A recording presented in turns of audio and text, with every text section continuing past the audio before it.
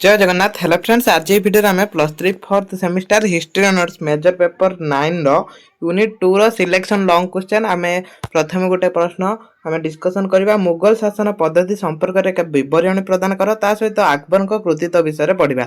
तो दुईटी most important question आम पढ़ा। समस्त क्लास को लास्ट जाए देखु बुझंतु ये क्वेश्चन एग्जाम रे आसीबो जाके लिखिबे। जहाँ भी हो ये प्रश्न एग्जाम रे पचारे बारंबार पचारे तो आसीबो। तो प्रथम पढ़ा मुगल शासन पद्धति संपर्क में एक विवरणी प्रदान कर। पीडीएफ टा आपण टेलीग्राम रो पाई परिबे। मध्ययुगीय भारत इतिहास रे मुगल साम्राज्य प्रतिष्ठाता थिले बाबर। ताने एठी एक मार्किया प्रश्न जोड़ा आसीबो एगुडा भी आमे कंप्लीट करिक जिबा। तो प्रथमे जानतु मुगल शासन रो प्रतिष्ठाता किए थिले बाबर। से केबे मुगल शासन प्रतिष्ठा करथिले 1526 ख्रीष्टाब्द रे काहाकू पराजित करी इब्राहिम लोदी को पराजित करी कौ युद्ध रे पानीपत युद्ध रे। तो एतिकी एक मार्किया प्रश्न पचारे तो पचारने आपण लिखिबे नियति भाबरे एटा बारंबार पचारे।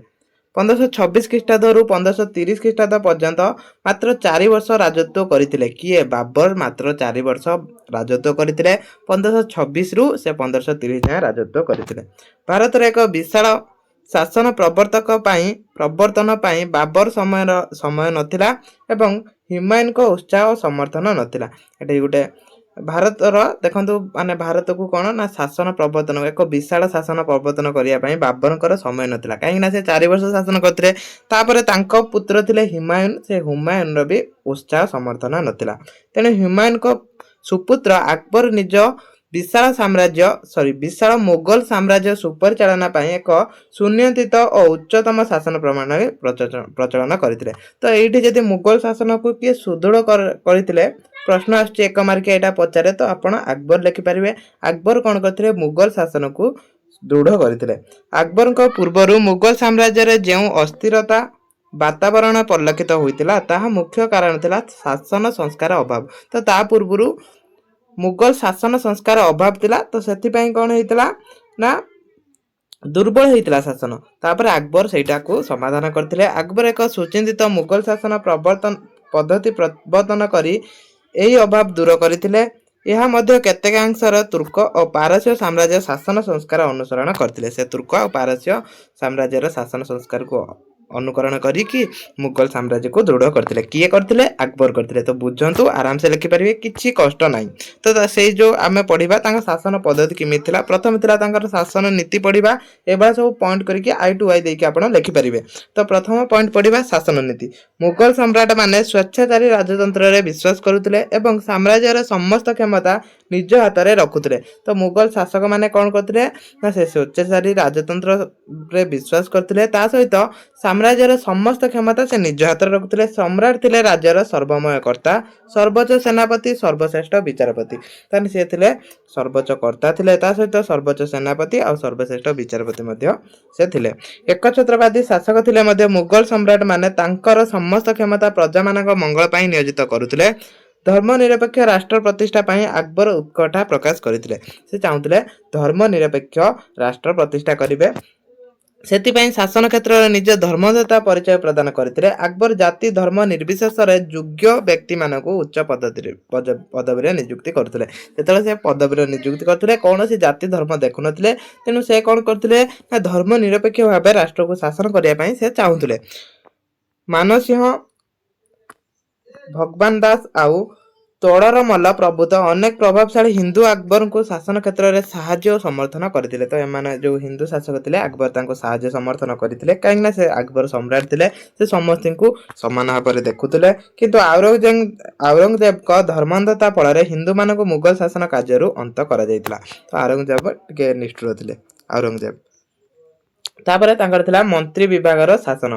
तो प्रथमे आमे कोन जानिले शासन नीति किभଳି से शासन करथुले। तो अकबर को कथा लिखि देबे। कोनोसी धर्म जाति धर्म निर्विशेष रे से धर्म निरपेक्ष भाव में शासन करथुले। किंतु अनेक शासक थिले जो माने कि धर्म आधार रे शासन करथुले। जेमिति कि गोटे उदाहरण एठी औरंगजेब नै परिबे। अन्य माने भी से धर्म आधार रे शासन करथुले। तापर मंत्री और विभागीय शासन।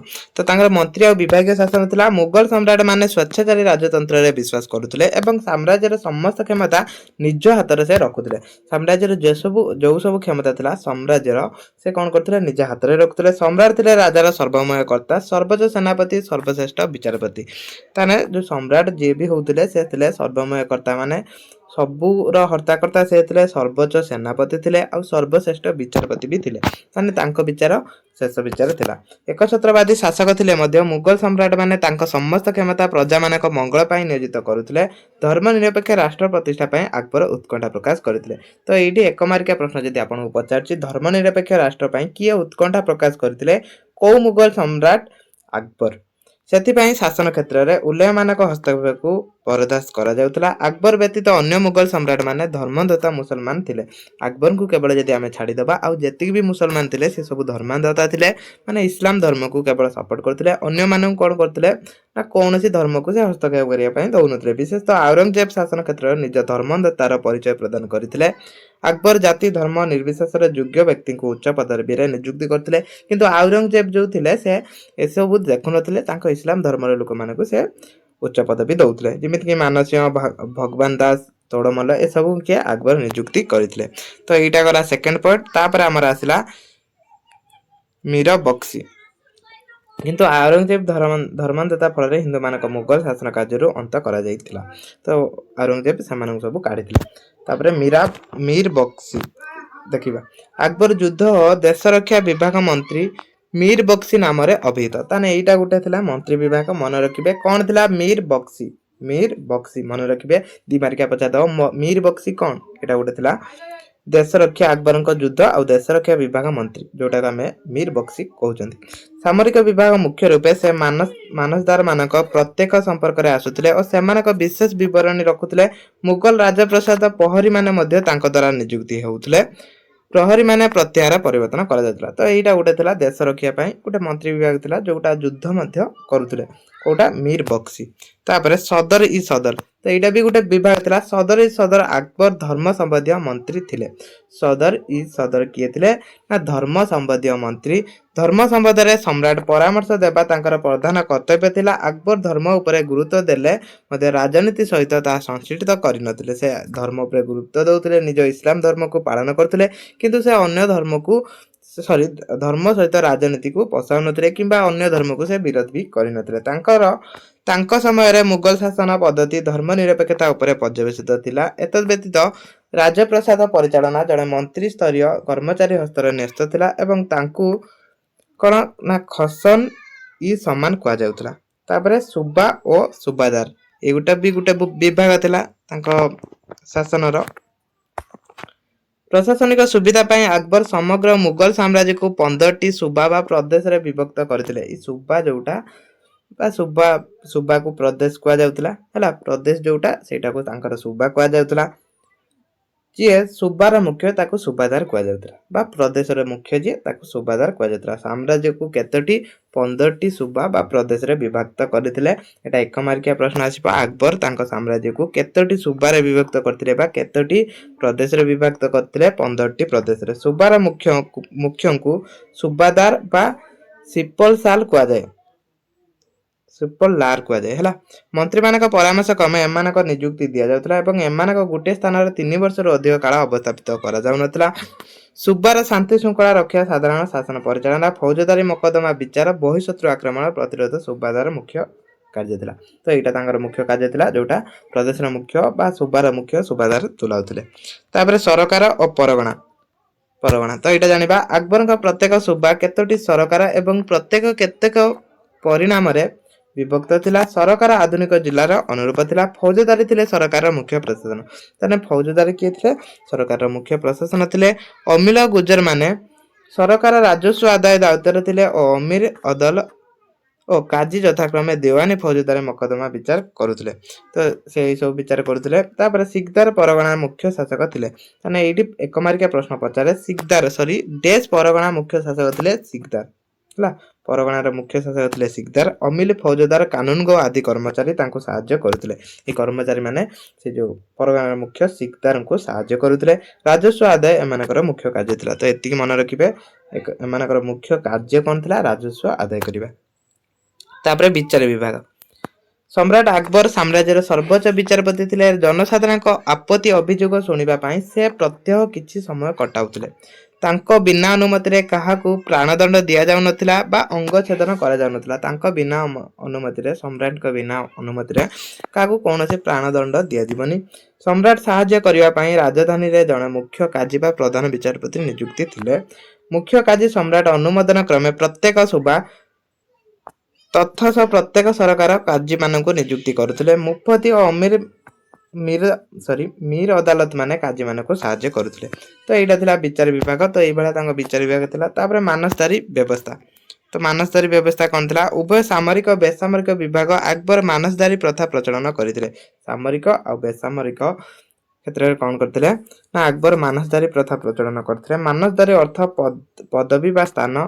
ଏଣୁ ଉଚ୍ଚ ପଦସ୍ଥ କର୍ମଚାରୀମାନଙ୍କୁ ମାନସଦାରୀ କୁହାଯାଉଥିଲା। ଯେଉଁ ଉଚ୍ଚ ପଦସ୍ଥ କର୍ମଚାରୀ ଥିଲେ ତାଙ୍କ ମାନସଦାରୀ କୁହାଯାଉଥିଲା। ମାନସଦାରୀଙ୍କ ଅଧୀନରେ 10 ରୁ 12,000 ସୈନ୍ୟ ରହୁଥିଲେ ଓ ପଦମର୍ଯ୍ୟାଦା ଅନୁସାରେ ଏମାନଙ୍କୁ 33ଟି ଶ୍ରେଣୀରେ ବିଭକ୍ତ କରାଯାଉଥିଲା। ତ କେତୋଟି ଶ୍ରେଣୀରେ ବିଭକ୍ତ କରାଯାଉଥିଲା? 33ଟି। ଏକମାରିକା ପ୍ରଶ୍ନ ପଚାରିବ। କେତେ ସୈନ୍ୟ ରହୁଥିଲେ? 10 ରୁ 12,000। କୋଉଠି? ମାନସଦାରୀ ପ୍ରଥାରେ। ହେଲା, ଏଇଠି ସବୁ କ'ଣ କରୁଥିଲେ ନା ଉଚ୍ଚ ପଦସ୍ଥ କର୍ମଚାରୀ ମାନେ କାର୍ଯ୍ୟ କରୁଥିଲେ। ତ ଏତିକି ମନେ ରଖନ୍ତୁ। ତାପରେ ରାଜସ୍ୱ ବିଭାଗ ଆସିଲା।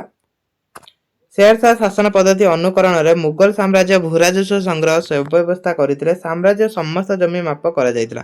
ସବୁ ଜମିକୁ ମାପ କରାଗଲା। ଜମିର ଉର୍ବରତା ତଥା ଉତ୍ପାଦକ ଶକ୍ତି ଅନୁଯାୟୀ 4ଗୋଟି ଶ୍ରେଣୀରେ ବିଭକ୍ତ କରାଗଲା। କୋଉଟା ଅଧିକ ଉର୍ବର, କୋଉଟା ଯୋଉଗୁଡାକ ଅଧିକ ଉର୍ବର, ଯୋଉ ଅଧିକ ଫସଲ ଅମଳ ହଉଛି, ତ ସେଠୁ ଅଧିକ ରାଜସ୍ୱ ଆଦାୟ କରାଯାଉଥିଲା। ଉତ୍ପନ୍ନ ଶସ୍ୟ ଏକ ତୃତୀୟାଂଶ ପ୍ରଜାମାନେ ଶସ୍ୟ ବା ମୁଦ୍ରା ଆକାରରେ ସରକାରଙ୍କ ରାଜସ୍ୱ ଭାବରେ ଦେଉଥିଲେ। ତ ସରକାରଙ୍କୁ ସମସ୍ତେ ରାଜସ୍ୱ ଦେଇଥିଲେ। କୃଷି ଉନ୍ନତି କଳ୍ପେ କୃଷକମାନଙ୍କ ସରକାରୀ ଋଣ ପ୍ରଦାନ କରାଯାଉଥିଲା। ମୁଗଲ ରାଜତ୍ୱ କାଳରେ ସ୍ୱର୍ଣ୍ଣ, ରୌପ୍ୟ, ତାମ୍ର ପ୍ରଚଳନ କରାଯାଇଥିଲା। ତ ଏଇଭଳିଆ ଥିଲା ତାଙ୍କ ରାଜସ୍ୱ ସଂସ୍କାର। ତାପରେ ଆଉ ଗୋଟେ କ୍ୱେଶ୍ଚନ ବି ଏଇଠି ଆପଣ ନୋଟ୍ କରିନେବେ। ଶିବାଜୀଙ୍କ କୃତିତ୍ୱ ଆଲୋଚନା କର। ତ ଏଇଟା ମୋଷ୍ଟ ଇମ୍ପୋର୍ଟାଣ୍ଟ କ୍ୱେଶ୍ଚନ ରହିବ। ତ ଏଇଟା ବି ଏକ୍ଜାମରେ ଆସିପାରେ। ଆହୁରି ଗୋଟେ କ୍ୱେଶ୍ଚନ ବି ମୁଁ ଆପଣଙ୍କୁ ପ୍ରୋଭାଇଡ କରିବି। ତ PDF ଟେଲିଗ୍ରାମର ସମସ୍ତେ ନେଇଯାଆନ୍ତୁ। ତାଙ୍କ ଶାସନ ପଦ୍ଧତି ବିଷୟରେ ବି ପଢିଦେବେ। ତ ଶିବାଜୀଙ୍କ ଉପରେ ପକାଏ କ୍ୱେଶ୍ଚନ। ତାପରେ ଆଉ ଗୋଟେ କ'ଣ ଥିଲା ଆମର? ବାବର। ଆମର ଆକବରଙ୍କ କୃତିତ୍ୱ ଆଲୋଚନା କରୁଥିଲା। ମୁଁ ବାବର କହିଦେଲି, ଆକବରଙ୍କ। ସେ ଆକବରଙ୍କ କୃତିତ୍ୱଟା ଏଇଟା ନିଅନ୍ତୁ। ଏଇ କ୍ୱେଶ୍ଚନଟା ସ୍କ୍ରିନଶଟ ନିଅନ୍ତୁ। ତ ଏଇ କ୍ୱେଶ୍ଚନ ବେଶୀ ପଚାରେ, ବାରମ୍ବାର ପଚାରେ। ଆକବର ବହୁତ ଇମ୍ପୋର୍ଟାଣ୍ଟ, କାହିଁକି ନା ମୁଗଲ ସାମ୍ରାଜ୍ୟକୁ ସେ ଦୃଢୀକରଣ କରିଥିଲେ। ସେଥିପାଇଁ ଆକବରଙ୍କ ଉପରେ କ୍ୱେଶ୍ଚନ ପଚାରେ। ତ କ୍ଲାସକୁ ଏଇଠି ରଖୁଛି। ଜୟ ଜଗନ୍ନାଥ। PDF ସମସ୍ତେ ଟେଲିଗ୍ରାମରେ ଜଏନ୍ ହେଇକି ଡାଉନଲୋଡ